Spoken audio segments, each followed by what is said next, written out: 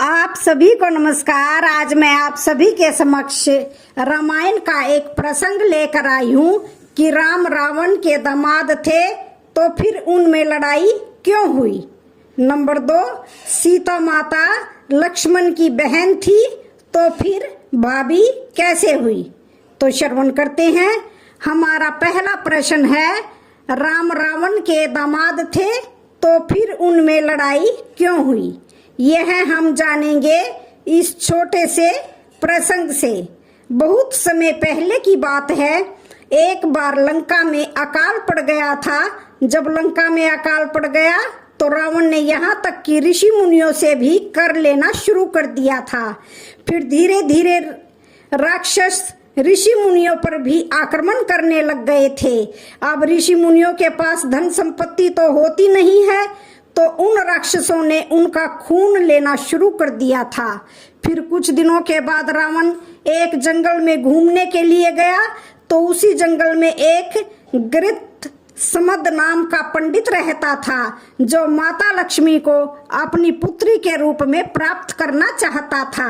वह पंडित एक मिट्टी के घड़े में रोजाना दूध चढ़ाया करता था। उस दिन वह पंडित कहीं बाहर गया हुआ था। तभी रावण आया और उसने उन ऋषि मुनियों पर आक्रमण कर दिया। फिर रावण ने उस पंडित की कुटिया में जाकर के देखा तो उस कुटिया के अंदर वह मिट्टी का घड़ा रखा हुआ था। रावण ने उस घड़े को अपने हाथों में ले लिया और उस घड़े में ऋषि मुनियों का खून इकट्ठा किया और उस खून को लेकर वह वहां से चला गया। रावण ने लंका में जाकर यह अफवाह फैला दी कि इस घड़े में बहुत ही जहरीला विष है। इस विष को जो कोई भी प्राणी पी जाएगा तो वह तुरंत ही मर जाएगा। और रावण की यह आदत थी कि वन विहार करने की, कि अब रावण उस घड़े को वहां पर रख कर वन विहार करने के लिए चला जाता है। और इधर मंदोदरी को इस बात की शंका थी कि रावण प्राय स्त्रियों के साथ विहार करता है, इसलिए वह आई और गुस्से में आकर के देखा कि मैं इस जहरीले विष को पीकर मर जाती हूँ। तो मंदोदरी ने उस घड़े से थोड़ा सा खून लिया और पी गई। जब मंदोदरी ने वह खून पी लिया तो वह उससे मरी तो नहीं बल्कि उसके गर्भ ठहर गया।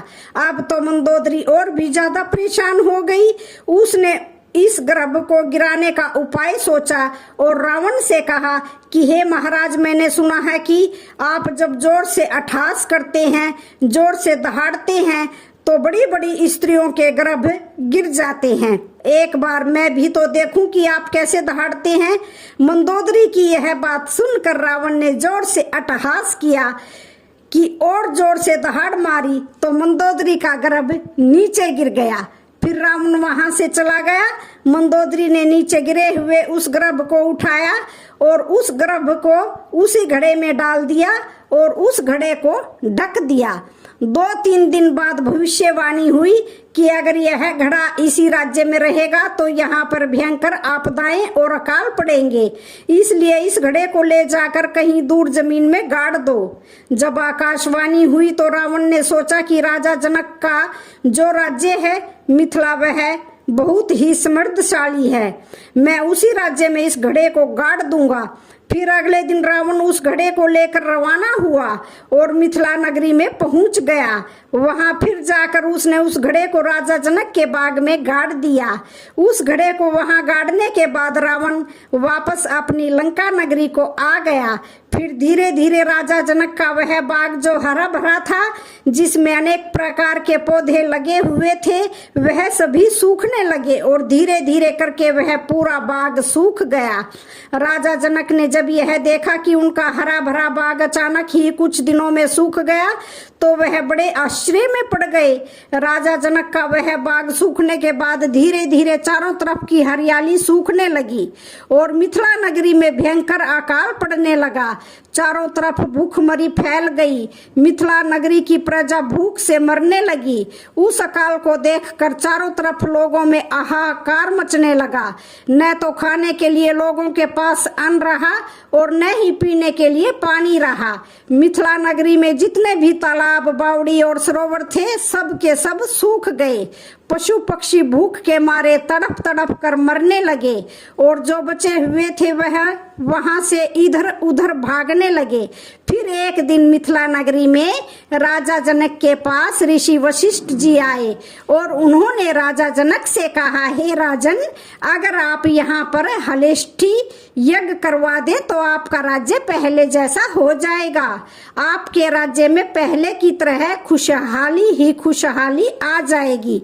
फिर से आपकी नगरी आबाद हो जाएगी और किसी चीज की कोई कमी नहीं होगी। फिर राजा जनक ने ऋषि वशिष्ठ जी के आदेश का पालन करते हुए हलेष्ठी यज्ञ के दौरान स्वयं हल चलाया था। जब राजा जनक हल चला रहे थे तो हल का अग्रभाग, जिसे सीत कहते हैं, हल का वह अग्रभाग उस घड़े में अटक गया और जैसे ही उस घड़े में अटका तो राजा जनक ने उसको खींचा तो उसमें से एक सुंदर लड़की निकली जो सीता ही थी। सीता जो हल्का नुकीला भाग होता है, सीत जो हल्का नुकीला भाग होता है, उसकी वजह से ही उस लड़की का नाम सीता रखा गया था। फिर उसी दिन से अकाल समाप्त हो गया और राजा जनक का राज्य पहले की तरह खुशहाल हो गया। फिर वह लड़की धीरे धीरे बड़ी होने लगी और जब वह बड़ी हो गई तो आपको पता ही है कि माता सीता का विवाह भगवान पुरुषोत्तम श्री राम के साथ कर दिया गया। लेकिन माता सीता के विवाह से पहले एक दिन रावण राजा जनक के दरबार में आया था और उसने माता सीता जी का हाथ देखा और हाथ देख करके कहा कि यह लड़की तो साक्षात मेरा काल है, क्योंकि एक बार यह लंका जाएगी तो उसका जो पति होगा वह मुझे मार डालेगा। इसके साथ ही संपूर्ण लंका नगरी का विनाश हो जाएगा। ऐसा देखकर रावण वहां से चुपचाप लंका नगरी को चला गया। लेकिन रावण माता सीता की सुंदरता पर मोहित हो गया था। जो माता सीता जी थी वह असली पुत्री तो रावण की ही थी। वह मंदोदरी के गर्भ से पैदा हुई थी।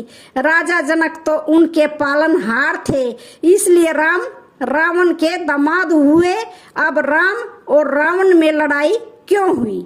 लड़ाई इसलिए हुई क्योंकि रावण ने माता सीता की हस्तरेखा में पहले ही यह देख लिया था कि मैं इस कारण से मरूंगा, यही विधि का विधान है, इसलिए उनमें लड़ाई हुई। और वैसे भी भगवान को उन राक्षसों का नाश करना था, क्योंकि रावण भगवान विष्णु का एक गण था।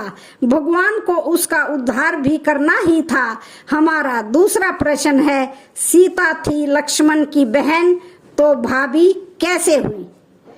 अब यह तो आपको पता ही है कि सीता जी लक्ष्मण की भाभी थी, लेकिन सीता जी लक्ष्मण की बहन कैसे हुई तो यह हम जानेंगे इस प्रसंग से।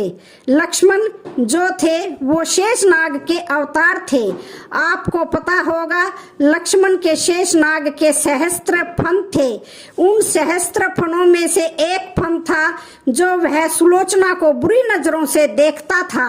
ऐसा कहा जाता है कि जो सुलोचना और सुनैना थी वह शेषनाग की पुत्रियां थी। इनका पालन पोषण भी नागलोक में ही हुआ था। शेषनाग के एक फन की नजर सुलोचना पर पड़ी और उसने सुलोचना को गंदी नजरों से देखा, जबकि सुलोचना भी शेषनाग जी की पुत्री ही लगती थी।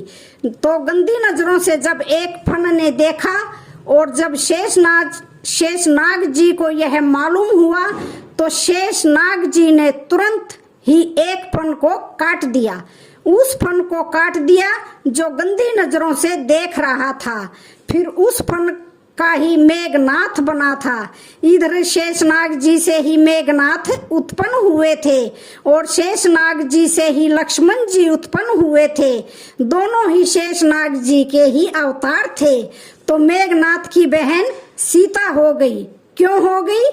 क्योंकि सीता मंदोदरी के गर्भ से उत्पन्न हुई थी और इधर मेघनाथ भी मंदोदरी के गर्भ से ही उत्पन्न हुए थे। इसलिए मेघनाथ की सीता जी बहन हो गई और मेघनाथ और लक्ष्मण दोनों शेषनाग जी से उत्पन्न होने के कारण दोनों भाई भाई हुए, इसलिए सीता जी लक्ष्मण जी की बहन हुई और मेघनाथ की भी बहन हुई, क्योंकि दोनों ही शेषनाग जी से उत्पन्न हुए थे, इसलिए सीता लक्ष्मण जी की बहन हुई। हालांकि कुछ मान्यताएं ऐसी भी हैं कि सीता जी धरती से उत्पन्न हुई थी और शेषनाग जी भी धरती को धारण करने वाले थे, इसलिए उनकी बहन मानते हैं। इस प्रकार से सीता जी लक्ष्मण जी की बहन भी थी और भौजाई भी थी। तो आज की वीडियो का यहीं पर समापन होता है। वीडियो अच्छी लगे तो चैनल को लाइक शेयर सब्सक्राइब जरूर करें। धन्यवाद।